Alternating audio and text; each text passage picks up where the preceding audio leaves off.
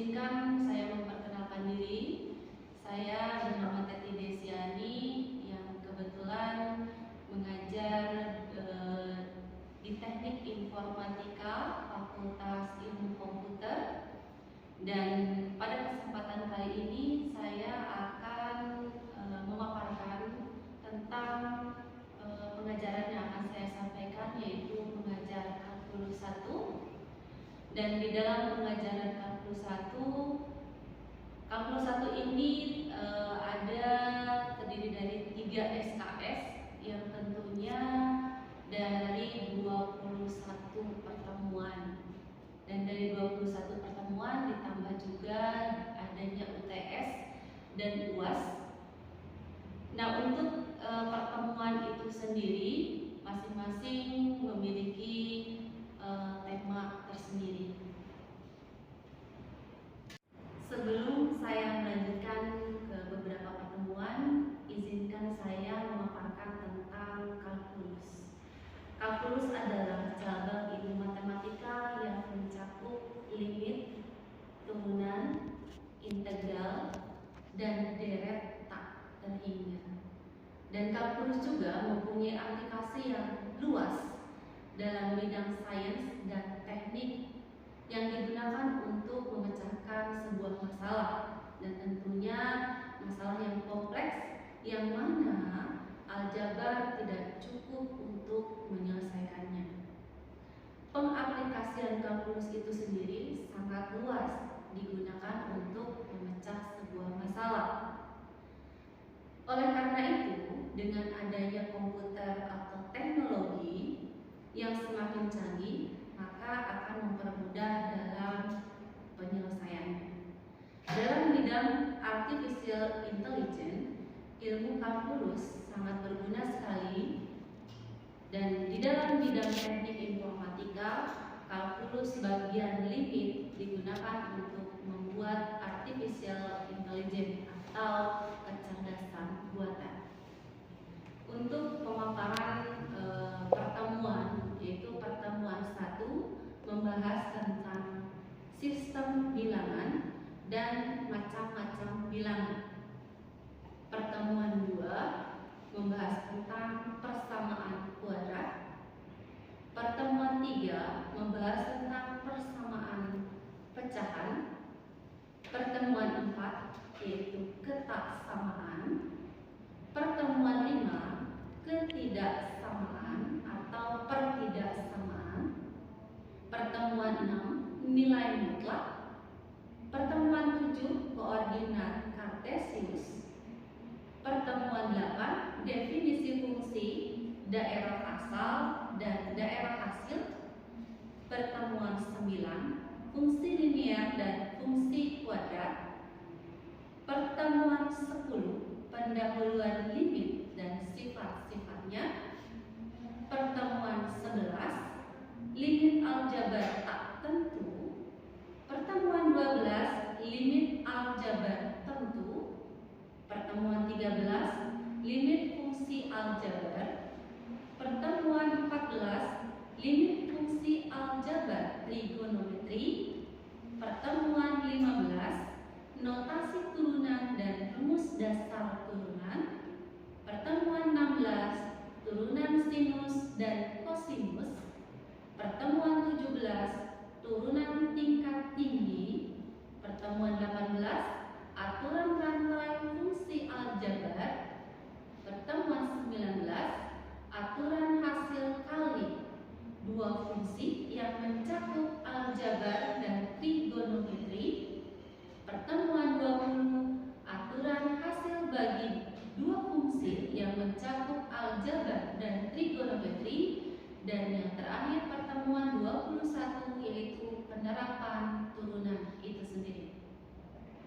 Dalam pembelajarannya akan saya sampaikan ada beberapa penilaian, dan di dalam penilaian saya juga memberikan komitmen kepada mahasiswa-mahasiswi yang saya ajar. Untuk penilaian itu sendiri ada 4 kategori. Yang pertama adalah presensi, yang kedua adalah tugas, yang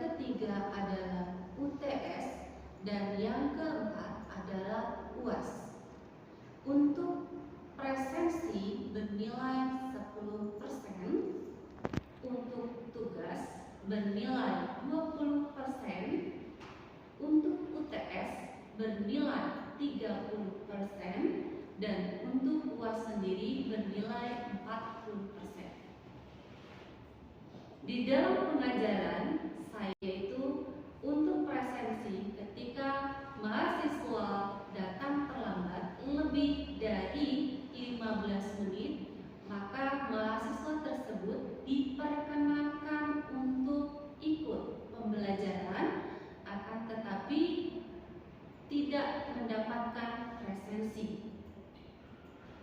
Supaya dari setiap mahasiswa bisa mengikuti aturan yang telah diterapkan di Universitas Pamulang. Untuk tugas biasanya diambil dari keaktifan tanya jawab antara saya dengan mahasiswa. Maju ke depan dengan menjawab pertanyaan-pertanyaan yang saya berikan. Untuk nilai UTS dan nilai UAS diambil dari nilai UTS dan UAS itu sendiri ketika nilai UTS dan UAS berjalan. Di dalam penilaian dari keempat kategori yang telah saya sampaikan, keempat-empatnya memiliki berkesinambungan, baik presensi, tugas, UTS maupun UAS. Jika salah satu mahasiswa tidak mengikuti dari keempat kategori tersebut atau kurang dari kategori presensi kurang dari 75%, maka mahasiswa dinyatakan tidak lulus secara sistem. Dan di antara perjanjian yang saya berikan, keseluruhan saya memberikan perjanjian kepada mahasiswa untuk empat kategori yang diberikan. Yang paling utama adalah penilaian tentang kejujuran dari mahasiswa itu sendiri. Karena dengan sebuah kejujuran maka mahasiswa akan berhasil ke depannya.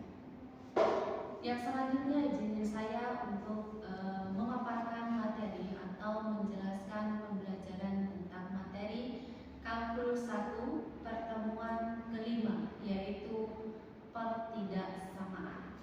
Waalaikumsalam warahmatullahi wabarakatuh. Gimana kabarnya? Sehat? Alhamdulillah sehat. Semoga dalam keadaan sehat selalu ya. Nah, pada pertemuan lalu, siapa yang masih ingat? Nggak ingat. Pertemuan lalu kita membahas tentang ketaksamaan. Ya. Nah, untuk yang pertemuan sekarang kita akan membahas pertidaksamaan.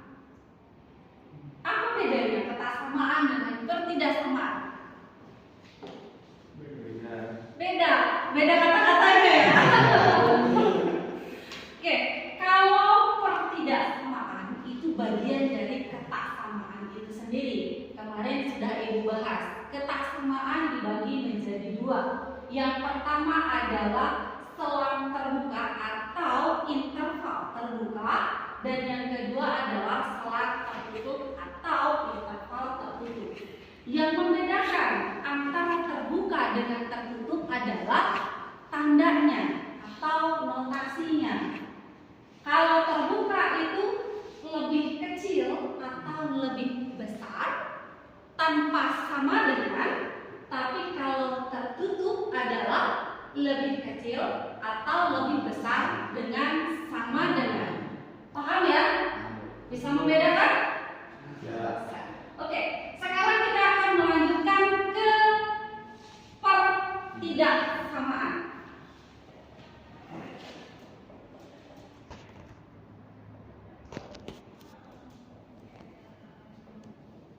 Pertidaksamaan yang akan kita bahas yaitu pertidaksamaan linier. Kalian pernah mendengar linier? Pernah ya? Waktu kelas SMA. Ya. Oke. Sekarang kita ke pertidaksamaan linier. Contohnya seperti ini. Misal, kalian mau sebutkan dari kalian soalnya atau dari Ibu? Dari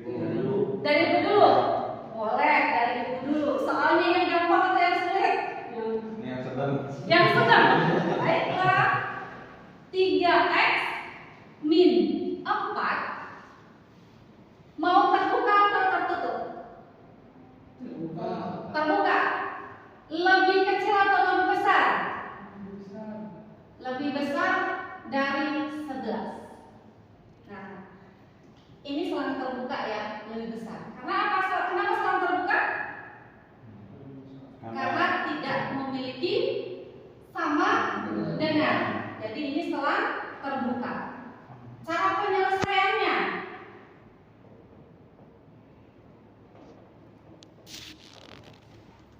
untuk penyelesaiannya yang pertama, langkah pertama adalah kalian tulis terlebih dahulu soalnya 3x min 4 lebih besar dari 11. Nah, sekarang dikelompokkan, dibagi dua. Di sini ada angka yang berbentuk angka saja dan ada yang berbentuk variabel x.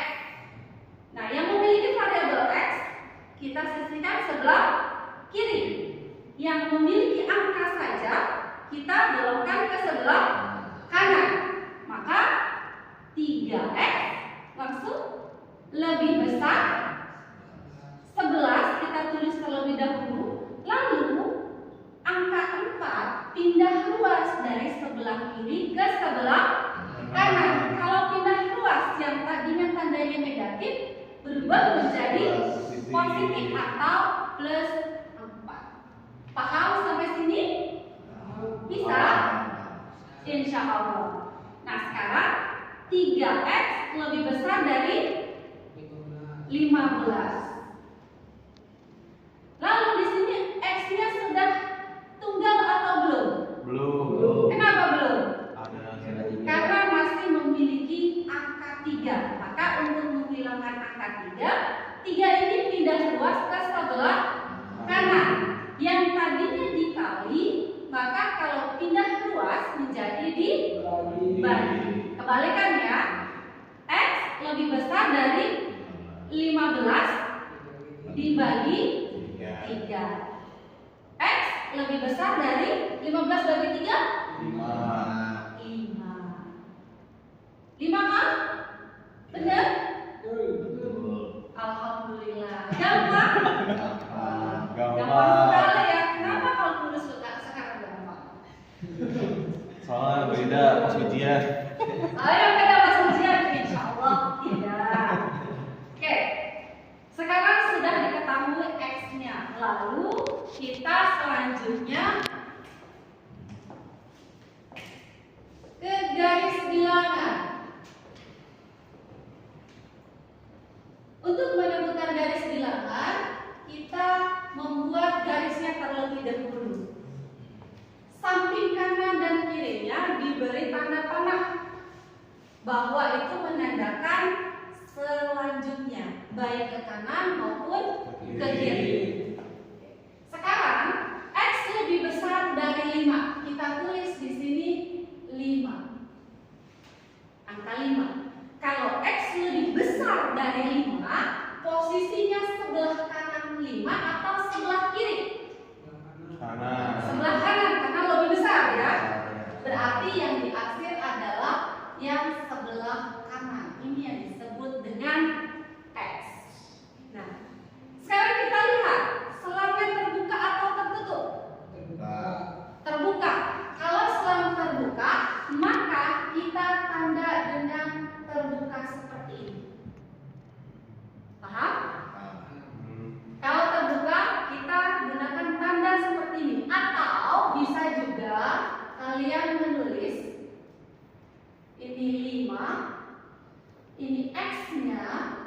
Karena terbuka, kita tulis kurung buka seperti ini. Kurung buka biasa ya. Paham? Bisa? Insya Allah. Lalu himpunan penyelesaiannya. Himpunan penyelesaiannya x, di mana itu apa? X lebih besar dari 5 dan x merupakan anggota himpunan bilangan real. Ini cara penulisan untuk himpunan penyelesaiannya. Nah, yang selanjutnya himpunan penyelesaian untuk pertidaksamaannya. Karena berhubung ini adalah selang terbuka, maka kita gunakan kurung terbuka.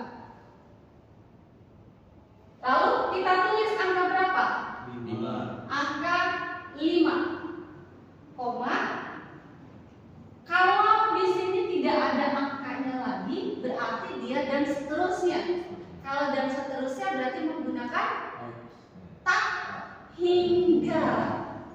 Tak hingga. Kalau tak hingga, maka gunakan kurung terbuka. Gampang? Mudah? Pasti mikir. Pasti mikir dulu. Nah, ada yang ditanyakan? Sudah cukup jelas, Bu. Sudah cukup jelas? Oke. Ada yang mau maju? Kemarin kan sudah Ibu jelaskan, sering Ibu jelaskan. Penilaian tugas itu Ibu ambil nilai dari keaktifan kalian menjawab pertanyaan-pertanyaan yang Ibu berikan. Salah satunya adalah menjawab pertanyaan Ibu ketika Ibu memberikan soal dan kalian maju ke depan. Ada yang bersedia maju untuk mendapatkan nilai? Mas Haji. Oh, oke, silakan. Soalnya adalah mau yang gampang atau yang sulit? Yang gampang. Oke. Nomor 2 berarti ya. Ini nomor 1. Nomor 2. Soalnya apa? Maunya? Oke, enggak sih yang gampang ya. 2x plus 5 lebih besar dari 9. Mau maju? Maju. Oke, silakan. Untuk menjawab, barangkali Aji nggak bisa jawab, jadi kalian bisa mendapatkan nilai tambahan. Ini langsung aja nama Bu. Boleh, silakan langsung.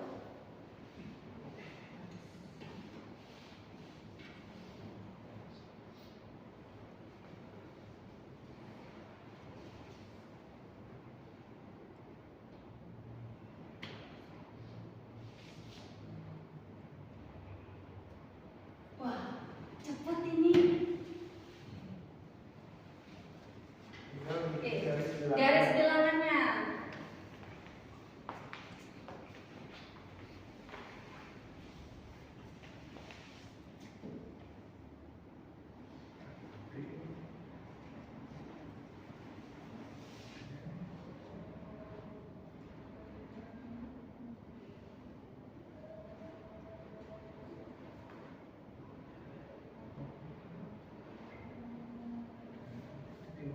Himpunan penyelesaiannya.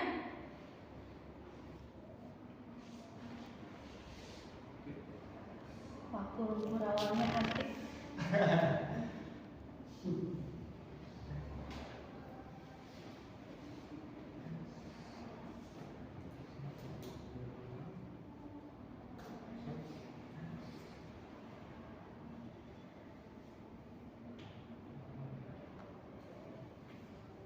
Nah, untuk penulisan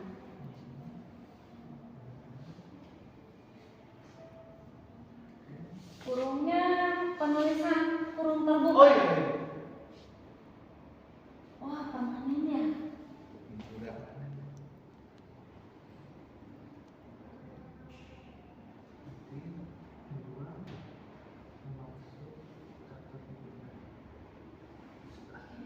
Gampang?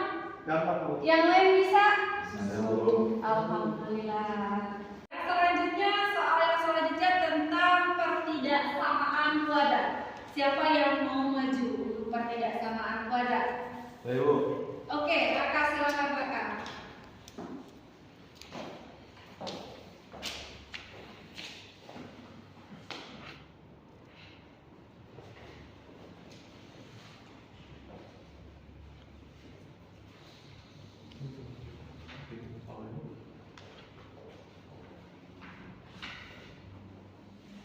Untuk pertidaksamaan kuadrat, cara menguraikannya bisa menggunakan rumus ABC atau rumus Pythagoras, bisa juga dengan menggunakan pemfaktoran. Jadi tergantung kalian dengan cara yang mudah dan seperti apa.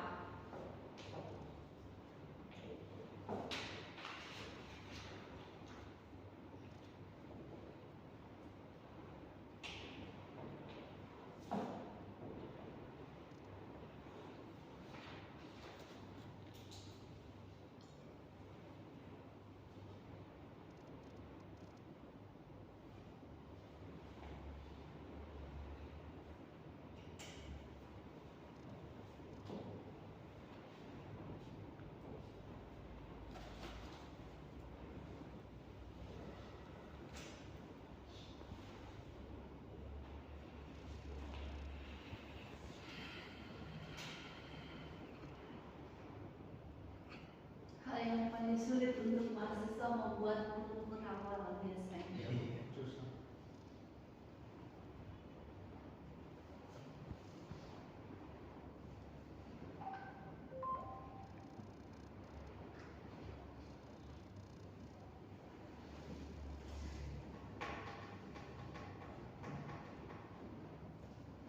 Oke, sudah Bu. Oke, terima kasih kakak. Oke, di antara yang lain ada yang belum paham? Ada yang masih ditanyakan? Paham? Bisa? Kalau ada soal seperti ini bisa mengerjakan? Bisa. Oke, Randy bisa mengerjakan, Ren? Bisa. Jangan sampai terus ya, Ren ya. Oke, baik. Terima kasih semuanya. Oke, dari soal yang telah dikerjakan oleh kakak, ada yang ditanyakan? Saya dong Bu, menanya Bu. Oke, boleh. Mau nanya apa? Silakan. Ini Bu, X min 5 dan X plus 2 itu dapat dari mana? Oke, yang lain ada yang bisa menguraikannya? Ada yang saya jawab. Gak ngerti juga? Baiklah, kalau gitu Ibu akan menjelaskan kenapa min 5 dan kenapa plus 2. Atau bisa nggak di sini plus 5, di sini min 2?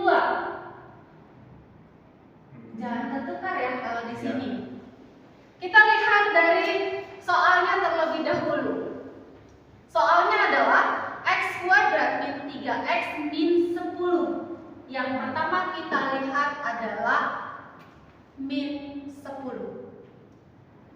Kita lihat terlebih dahulu min 10. Cara mudahnya ya, kita cara mudahnya dengan menggunakan faktor. Kalau minus, yaitu perkalian apa dengan apa? Simbolnya. Plus kali plus, Min. plus kali plus, plus kali min, Min. min kali plus, Min. min kali min. Jangan tertukar ya. Ya. Untuk tandanya. Sekarang di sini min 10. Min 10. Oke. Untuk min 10 ini yang pertama adalah misal kita dimulai dari min, kok spidolnya ya?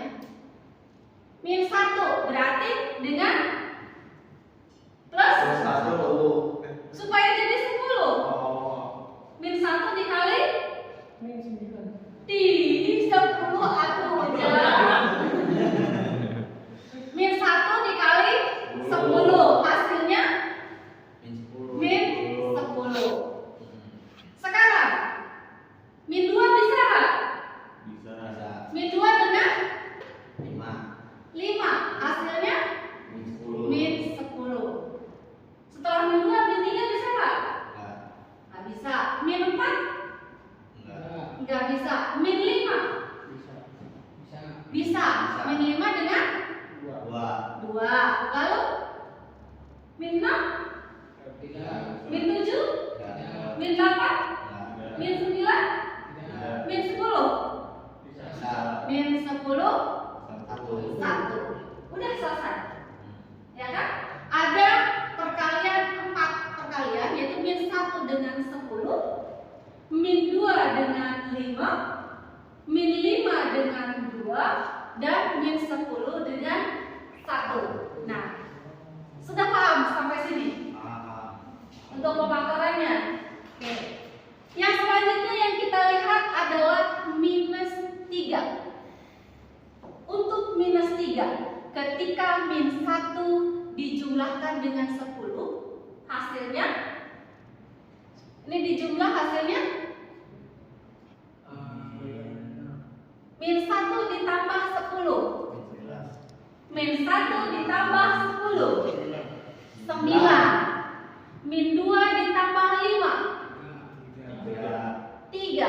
Min 5 ditambah 2 min 3. Min 10 ditambah 1 min 9. Mana yang sama dengan min 3? Yang min 5 dengan Dua. 2. Inilah hasil pemfaktorannya. Berarti berhubung x-nya ada 2 kuadrat, ini kan ada 2 ya, maka disimpan di sini x1, lalu di sini x2. Jadi ada 2 kan kuadrat. Nah, sekarang min 5 dimasukkan min 5 dan satunya lagi plus 2. Paham sampai sini? Sehingga ketika kita kalikan antara x min 5 dikali x plus 2, itu pasti hasilnya adalah ini. Coba x kali x kuadrat, x dikali 2, x kali 2 plus 2x, min 5 kali x, Plus 5. min 5 kali x, min 5x, min 5 dikali 2, min 10. Sekarang ada yang sama variabelnya, yaitu x. Lalu x kuadrat minus atau plus? 2x min 5x, min 3x, min 10. Ini hasilnya. Samakah dengan ini? Paham? Sudah paham? Oke, baik. Kalau sudah paham, terima kasih. Kita tutup dengan hamdalah bersama-sama. Alhamdulillahirobbilalamin. Semoga next di pertemuan yang selanjutnya ketika Ibu memberikan soal, kalian bisa kembali mengulas dengan benar. Oke, assalamualaikum warahmatullahi wabarakatuh. Baik, itulah pembelajaran yang telah saya lakukan di dalam kelas. Terima kasih kepada Bapak Ibu Kopertis dan